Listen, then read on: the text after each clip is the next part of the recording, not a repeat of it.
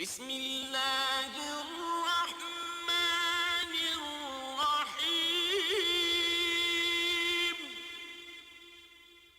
وَلَقَدْ يَسَّرْنَا الْقُرْآنَ لِلذِّكْرِ فَهَلْ مِن مُّدَّكِرٍ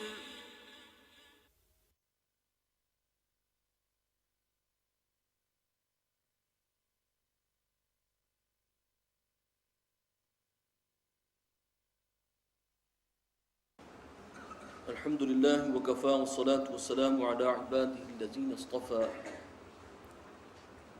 خصوصا على أفضلهم وخاتم النبيين محمد الأمين وعلى آله وصحبه أجمعين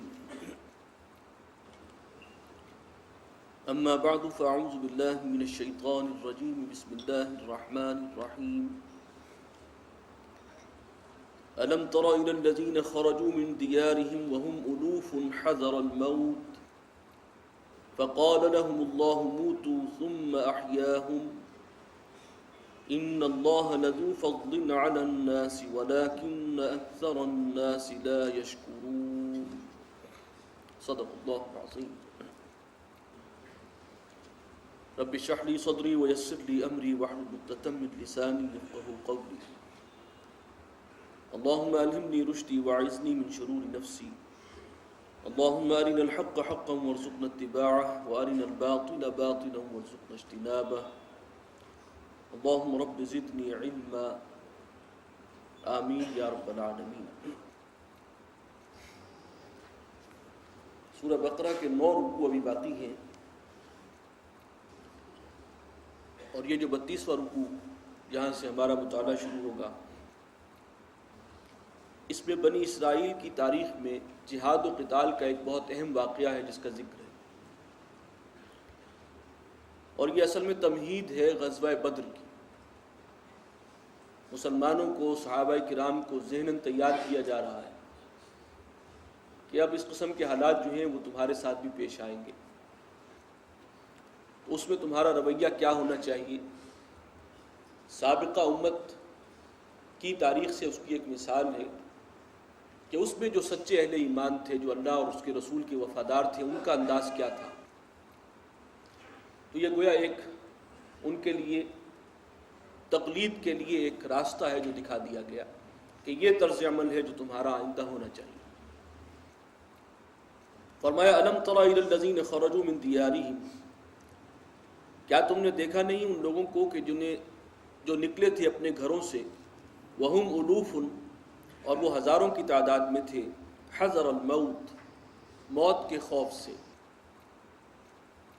فقال لهم اللہ موتوا، تو اللہ تعالیٰ نے فرمایا کہ تم مر جاؤ۔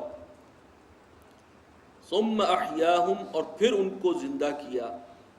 ان اللہ لذو فضل علی الناس، بے شک اللہ تعالیٰ بہت ہی فضل فرمانے والا ہے لوگوں پر۔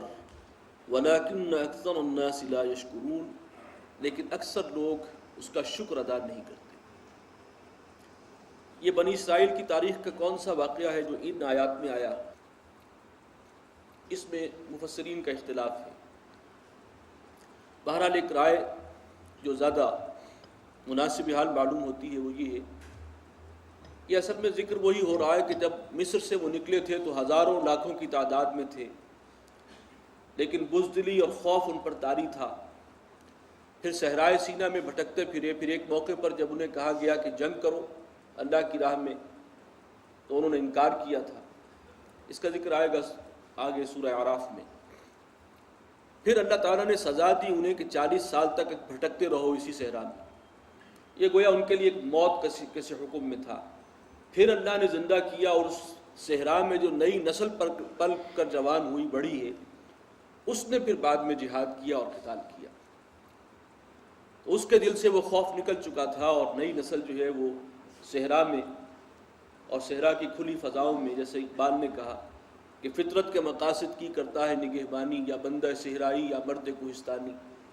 تو اس طریقے سے اس قوم میں اللہ تعالیٰ نے ایک نئی روح پھونکی، اور پھر وہ فلسطین پر قابض ہوئے، اور کافی طویل عرصے تک پھر ان کی حکومت وہاں پر رہی۔ وقاتلوا فی سبیل اللہ، اور جنگ کرو اللہ کے راستے میں، وَاعْلَمُوا أَنَّ اللَّهَ سَمِيعٌ عَلِيمٌ، اور جان لو کہ اللہ تعالیٰ سننے والا ہے، جاننے والا۔ مَنْ ذَا الَّذِي يُقْرِضُ اللَّهَ قَرْضًا حَسَنًا، کون ہے وہ کہ جو قرض دے اللہ کو قرض حسن؟ یہ اصل میں اللہ کی طرف سے ایک للکار ہے کہ اللہ کو قرض حسن دو، یعنی اللہ تعالیٰ کے دین کی خدمت کے لیے، اللہ کے دین کے غلبہ و اقامت کے راستے میں اپنا مال لگاؤ، تو اللہ اسے اپنے ذمے قرض سے تعبیر فرما رہا ہے۔ فَيُضَاعِفَهُ لَهُ أَضْعَافًا كَثِيرًا، کہ پھر اللہ تعالیٰ اس میں اضافہ کرتا رہے گا، اسے دگنا چوگنا کرتا رہے گا، کئی گنا۔ وَاللَّهُ يَقْبِضُ وَيَبْسُطُ، اور اللہ تعالیٰ ہی کسی کو تنگ دستی جو ہے اس کے حال میں رکھتا ہے، اور کسی کے لیے کشادگی پیدا کرتا ہے، وہی تنگی کرتا ہے، وہی کھولتا ہے۔ وَإِلَيْهِ تُرْجَعُونَ، اسی کی طرف تم سب لوٹا دیے جاؤ گے۔ أَلَمْ تَرَ إِلَى الْمَلَإِ مِنْ بَنِي إِسْرَائِيلَ مِنْ بَعْدِ مُوسَىٰ، کیا تم نے غور نہیں کیا بنی اسرائیل کے سرداروں کی ایک جماعت پر موسیٰ کے بعد؟ اب من بعد موسیٰ کے الفاظ بتا رہے ہیں کہ حضرت موسیٰ علیہ السلام کے کافی عرصے کے بعد کا یہ واقعہ ہے، اور اس میں تورات سے بھی اس کی توثیق ہوتی ہے، جو آگے حالات و واقعات ہیں اس سے ملتے جلتے حالات و واقعات تورات میں بھی آئے ہیں۔ یہ تقریباً 300 برس کے بعد حضرت موسیٰ کے یہ ایک واقعہ ہے، اور اس وقت سموعیل نبی جو ہیں وہ بنی اسرائیل کے لیے اللہ تعالیٰ نے انہیں بھیجا تھا۔ بنی اسرائیل میں حضرت موسیٰ علیہ السلام کے بعد ہر دور میں ہر وقت کوئی نہ کوئی پیغمبر یا رسول موجود رہا، تھرو آؤٹ، کوئی انقطاع نہیں تھا اس میں۔ تو یہ سموعیل نبی کے دور کا زمانہ ہے۔ اس وقت 300 سال میں پھر بنی اسرائیل کا حال خراب ہو چکا تھا، ان کے اندر اخلاقی اعتقادی پستی آئی، چنانچہ جو قریب کے جو فلسطین کے جو پرانے باشندے تھے انہوں نے پھر ان کے ساتھ جنگ کر کے انہیں نکال دیا ان کے گھروں سے، اور پھر بہت ہی ذلت کی زندگی وہ گزار رہے تھے۔